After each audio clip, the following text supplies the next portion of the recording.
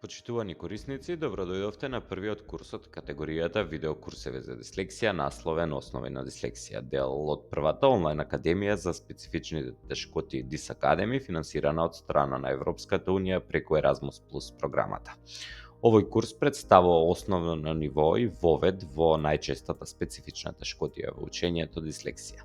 По завршувањето на првото ниво од курсот можете да преминете на второто ниво, каде што многу подетелно ќе биде опфатено се она за што ќе зборуваме денеска.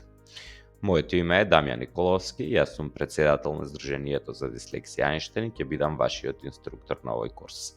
Самиот курс е поделен во 4 лекции, односно дефинирање на дислексијата, застапеност на истата, кога треба да го користиме терминот дислексија и четвртата лекција факти за лицата со дислексија, кое што всушност ќе биде повторување на се она што го зборувавме во првите 3 лекции од курсот.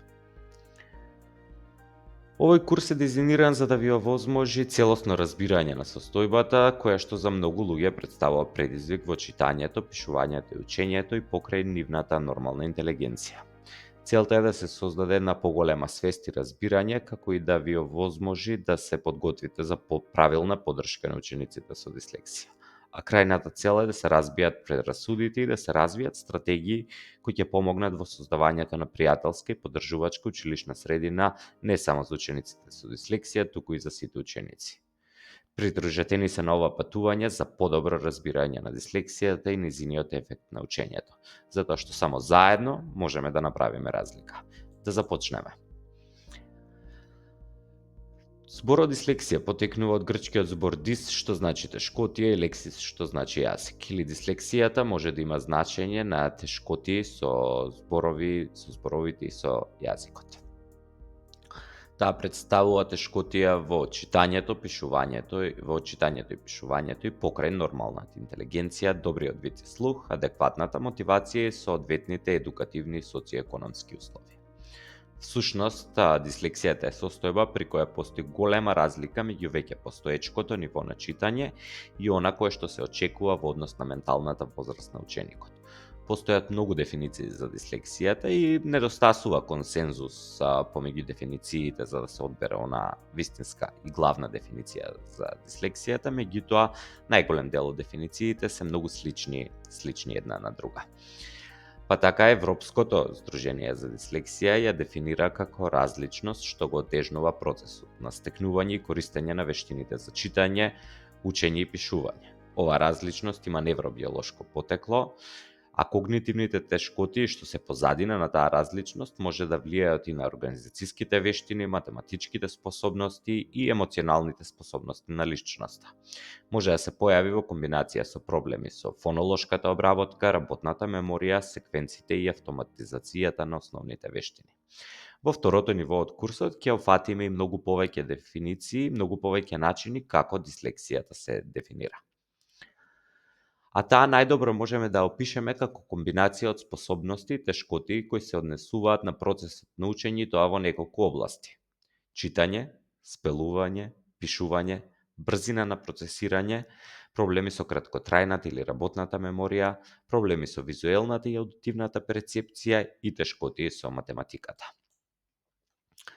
Причината за дислексијата е слабоста на мозокот на едно лице да ги изпроцесира гласовите на еден јазик, да ги диференцира и да манипулира со нив, со што се јавува проблем да се разбере дека секој изговорен збор е составен од комбинација на гласови и тешкоти, да се асоцираат букви со овие гласови. Дислексијата е состојба со невробиолошко потекло. Таа не е болест и не може медицински да се третира, иако е наведена во медицинскиот прирачник DSM. И иако многу земји инсистираат да биде диагностицирана од страна на медицински персонал. Дислексијата не е предизвикана од лоши училишта, не е предизвикана од лоша наставна практика, ниту пак од несовесни родители или пак од тешки услови за живот во домашната средина. Сите овие фактори може да ги направат работите потешки за дете со дислексија, но никако не може да предизвикаат детето да развие дислексија. Дислексијата е различност во функционирање на мозокот и со неа детето се раѓа, со што е и доживотна состојба. Овој вид на дислексија се нарекува развојна дислексија. Најголемиот број на случаи на дислексија во светот се развојни дислексии, додека стекнатата дислексија, која што се јавува како резултат на оштетување на мозокот или болест, е релативно ретка.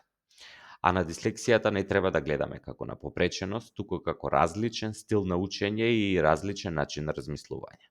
Воспоставениот образовен систем кој што се применува во нашата држава не е соодветен за стилот на учење на учениците со дислексија. Токму затоа, вие сте тие кои што најмногу може да им помогнете на учениците полесно да го совладаат образовниот процес.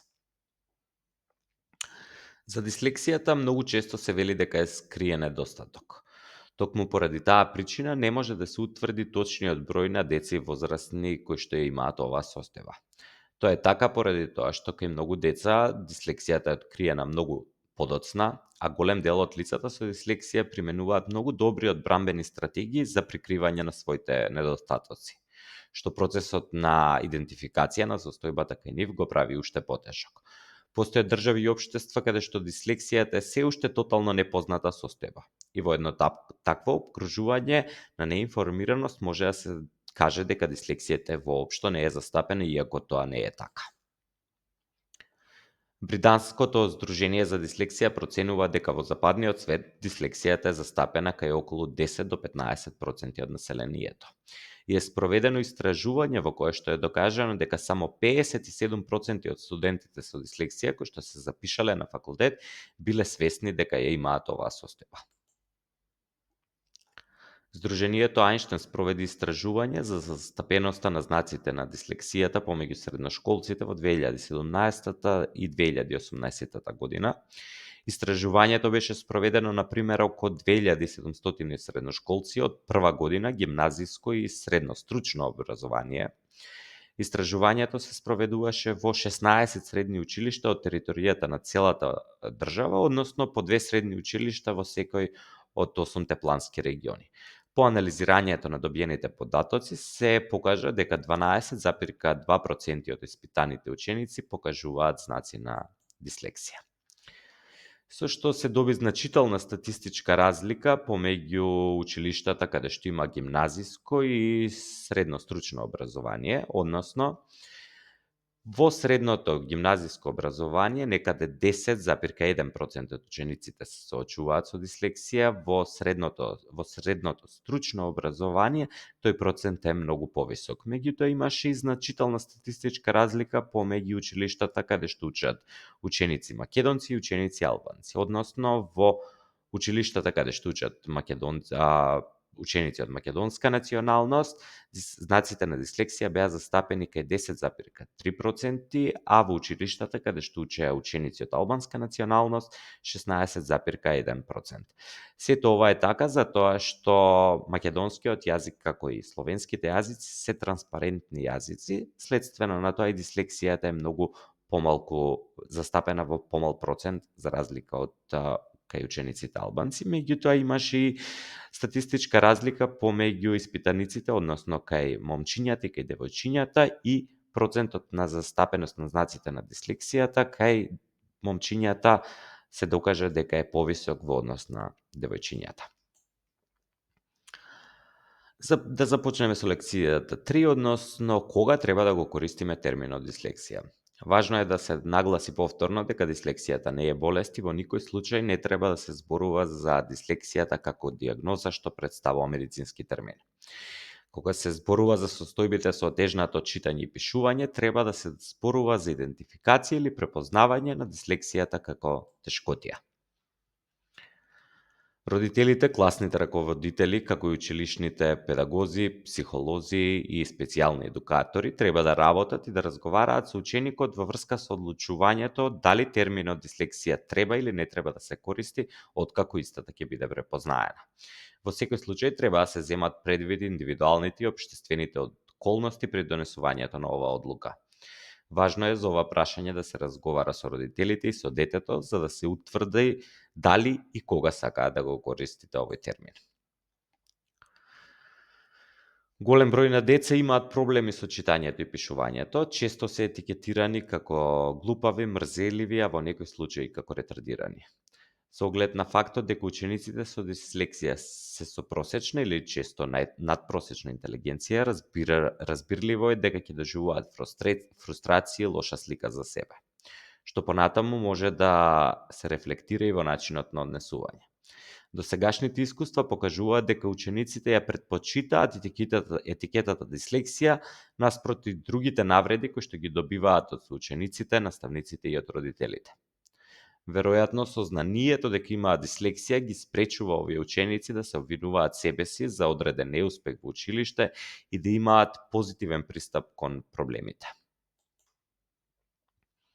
Сепак, именувањето на еден ученик како ученик со дислексија има и одредени ризици, особено во услови на недоволни познавања за состојбата од страна на наставниците, недоволно развиена свест и неинформираност за дислексија како кај учениците, така и кај родителите. Едукацијата на наставниците, психолозите, педагозите, специјалните едукатори е круцијален фактор за решавање на овој проблем и за подобрување на условите за образование на децата со дислексија. Важно е да се запомни одлуката дали во своето училиште или оделение ќе се соопшти дека ученикот има дислексија е нешто кое што мора да го направите во консултација со родителот, но најважно од се со самиот ученик. Во последната лекција ќе направиме едно резиме и ќе изнесеме неколку факти и интересни податоци за дислексијата. Со оваа последна лекција се надеваме дека ќе успееме да ви дадеме уште појасна слика за дислексијата како најчеста состојба која што предизвикува тешкотии во учењето. А дали знаете дека дислексијата е состојба при која мозокот различно ги процесира пишаниот или говорниот јазик и создава тешкотии во учењето, пишувањето и генерално во учењето, со кое што се соочуваат некаде 10 до 15% од светското население. Да повториме, дислексијата не е болест и не представува медицински проблем, туку образовен. На дислексијата не треба да се гледа како на попреченост, туку како различен стил на учење и различен начин на размислување. А воспоставениот образовен систем, кој што се применува во нашата држава, не е соодветен за стилот на учење на учениците со дислексија. Многу познати личности во светот се соочувале со дислексија. Јавно зборуваат за тоа и веруваат дека токму дислексијата е причина за нивниот успех.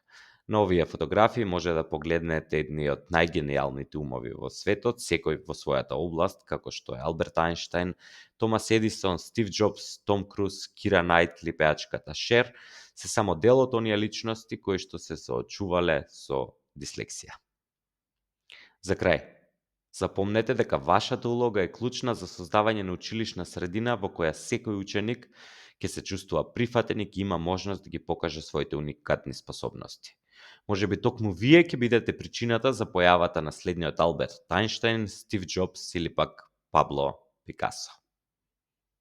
Честитки! Вие го завршивте првото ниво од курсот Основи на дислексија.